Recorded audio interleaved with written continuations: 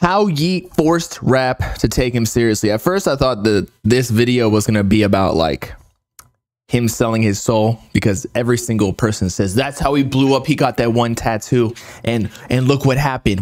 It's not a coincidence. Meanwhile, your boy got the same sigil tattoo and I'm not worth 10, 15 M's like him. Selling your soul is fake.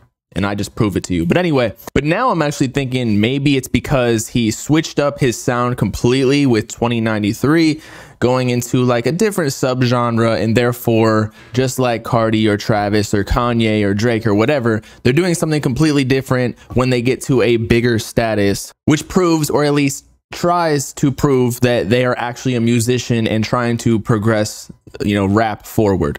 He may have only been in the rap industry for a number of years. He's already had to face several challenges in his young career, but the artist has taken several key steps in order to be taken seriously, with one album in particular pivoting his career. Keep watching to find out how Yeat So he's talking about Afterlife with the Benny X type beats, I would say, like the certain type of 808s. completely turned his career around from being seen as a meme to a serious force in the rap game. Even though Yeat was seen as a meme, I feel like people actually mess with his music more than just that. Because there's a lot of TikTok songs out there where nobody actually cares about the artist or even knows what the artist's name is. They just know the song or even just like the jingle that's actually on TikTok or the dance. But Yeat, like, people actually fuck with him. Since Yeat blew up, he's been facing the allegations of being a TikTok rapper. This label didn't just originate from thin air though, as the artist gained a lot of his early fame from the... Every rapper is a TikTok rapper.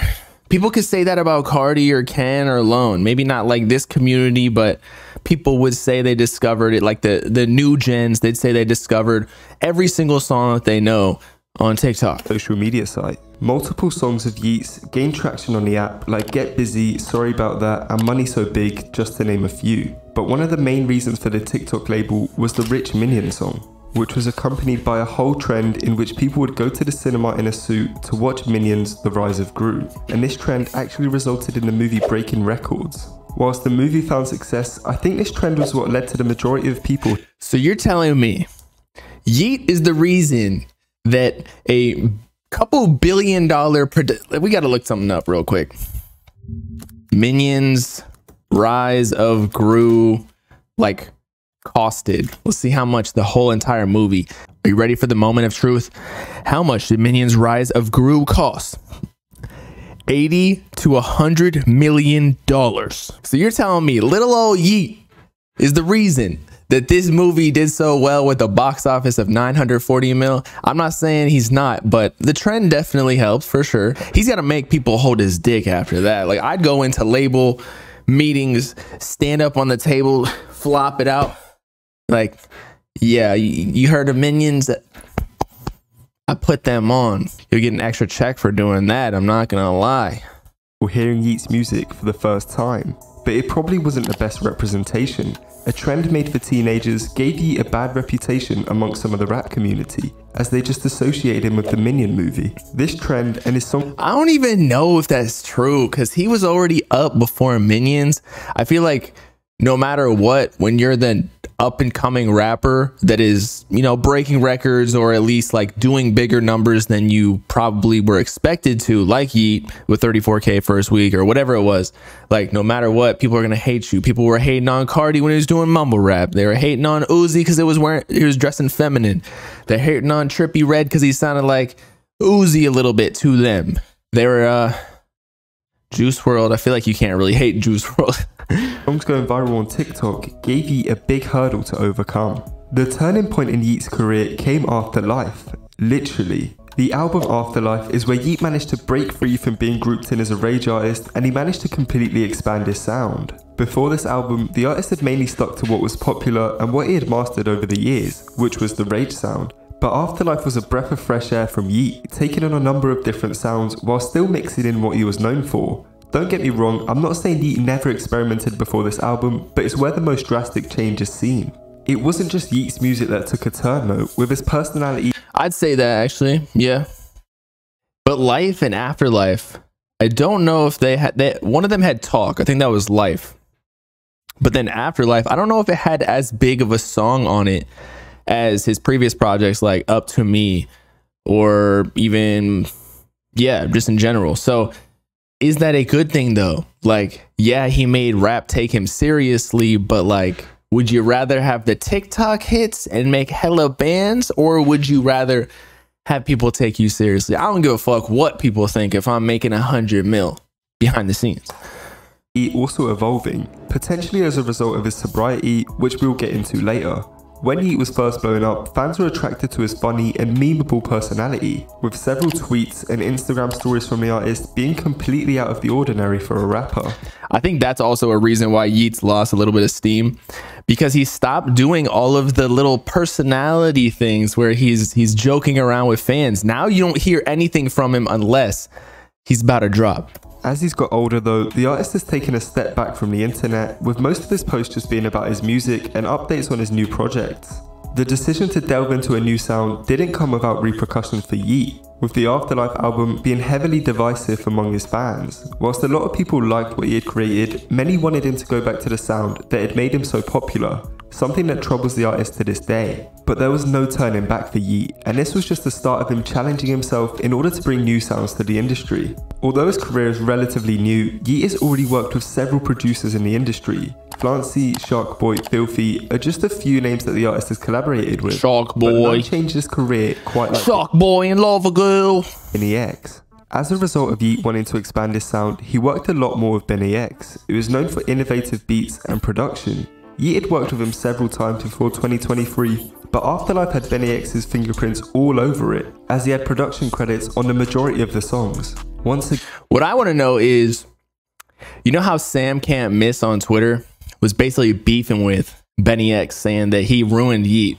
And as I said before, Yeat has a lot less like actual TikTok, or just, I'd say TikTok hits are synonymous with hits nowadays. Like you could almost compare TikTok charts to Billboard in a way. It's not going to be exactly perfect or a match, but it's going to be pretty close because TikTok translates to streams so much.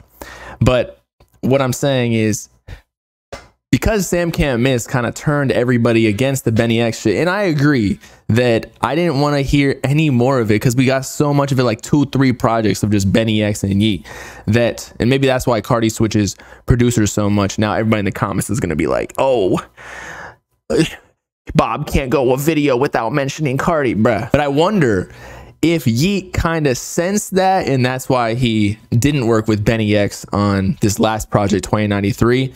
Although he switched it up completely again. But maybe that's just because Benny X is working with like Drake and bigger people now than even Yeat, even though he's huge. Again, not everyone enjoyed Yeat's collaboration with the producer, with him getting stick on social media for the change in his sound. But Yeat's ambition to create different sounds did earn him a lot more respect from music critics and the general public. Yeat would continue to rise in popularity and gain more and more respect from the industry, and it all stemmed from not sticking to one sound. If he had continued just to make music in the style of his own, I'll give it to you. When you experiment a little bit more outside of just your own style, and maybe people won't like it as much, you gain more respect because you're like, you know what, at least I'm trying here. I'm not just scared to venture out, you know? earlier albums, there is no way he would be as popular as he is today. The main reason the artist managed to escape the underground is because of his evolution, and there is no moment that solidified Yeat in the mainstream more. I was really hoping that I didn't see a dick on the screen right there. Than the collaboration with Drake. The duo have collaborated a couple times now, but the song I Don't Give a is arguably where Yeat's popularity peaked. The artist isn't just on the song with Drake, he arguably had a better part than him, which was the cause for his astronomical rise in monthly listeners. He washed him, but when Drake featured on his project, Crickets, nobody gave a fuck. Now, it was on like phase 2 or phase 3, but wasn't that supposed to, like, that was the reason that they were trying to make it more special to boost the streams more. But again, nobody gave a fuck about the Drake feature. That's terrible. When you're doing a feature swap, maybe Drake was pissed. He's like, you know, you washed me on my song, so I'm just going to give you a lazy ass verse and I'm not going to promote it or anything. The song is almost his most streamed song of all time already, and it remains his most streamed song daily. The craziest thing is, the song isn't popular because of Drake. Of course, it would have given Yeat a way bigger audience to showcase his music to, but the song is popular because of Yeat and not Drake, which is crazy to think about. It actually nearly beat out a Drake and J. Cole song for #1 on the Billboard. That just shows you that Yeat is really him. Now, I'm not saying I'm messing with 2093, but like, there's no denying he's got the talent overall. This is the point where you can say that Yeat had truly made it. Whilst the evolution of Yeat's music is definitely a significant... Yeah, name one song, a collab with Drake, where the feature or collaborator washed him. I don't think I can think of one at the top of my head. There might be one in because Drake's featured on a lot of people, but like maybe Lil Baby, the yellow Ferrari like Pikachu, that one. That's probably the only other song that I know where people said that the other person washed Drake. Reason he is taken more seriously, we can't overlook the sacrifices that Yeat is taken in order to further his career. A common topic of the artist's music has been all the drugs he was using, but during the creation of his latest album, 2093, the artist was actually sober as he wanted to lock in to complete his... Gonna mess with it?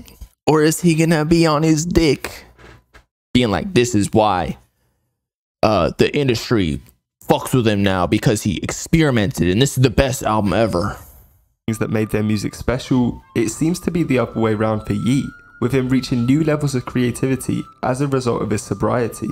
It paid off massively for Yeat, as 2093 was his highest selling album ever, and it garnered plenty of good reviews from the critics. Barely. By like 3K or something. Actually, never mind, because there was 12K pure sales because of that phase 3 situation where he made people buy the extra 4 or 5 songs. But like streaming wise, he did what, 58, and then I think Afterlife did 52. It says right here, Afterlife 55. So like actual streaming wise, he didn't beat it by that much, but they pulled a little finesse, a Travis Scott crossover AI shit, and got to 70 somehow.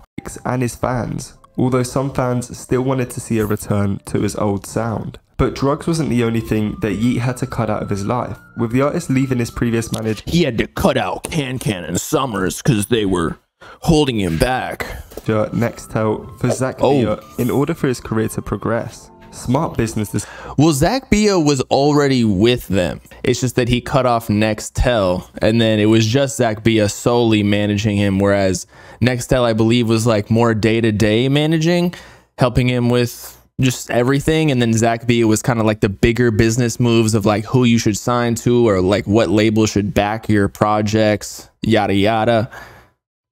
And then also some like bigger connections, the whole Drake picture before they actually collabed. But again, I'm just saying, everybody is talking about, did cutting off Nextel actually do any good for him? Because it seemed like his career, he was still him with Nextel, but with Zack Bia, now they're calling him like, did he ruin Yeat? Decisions like these is what has led to the industry accepting Yeat. If he had stayed with Nextel, his career would not be as big as it is today, especially considering the childish behaviour that Nextel has shown since Yeat has left him. As the epitome of the new generation of rap, the young artist has already faced several challenges in his career. But at the age of 24, Yeat is many years ahead of him to continue developing his sound into something truly unique, which he has already teased with a recent tweet, saying he has plans to make a life-changing project. As for an artist that has already been in the game a long time, he's gonna pull a Yachty and do like ayahuasca and start making tribal music from the Antarctican, is that even a word? Underground sloth people. But overall, I mean, we saw some of the glimpses of the old music videos. I feel like he had more of a unique swag to him, or aesthetic and sound, at the beginning of his career than now. So yeah, sure, the mainstream rap industry might be more accepting of Yeat now, but he had a stronger fan base, and really what's worth more, I feel like a cult fan base, say like Cardi, all the mainstream people calling him gay, but his fan base really messes with him, and he makes features, you know, do really well, hit top 10, whether or not you believe in the Cardi effect. You know that he does have some pull to make those songs do better. Or even, let's say, X as an example.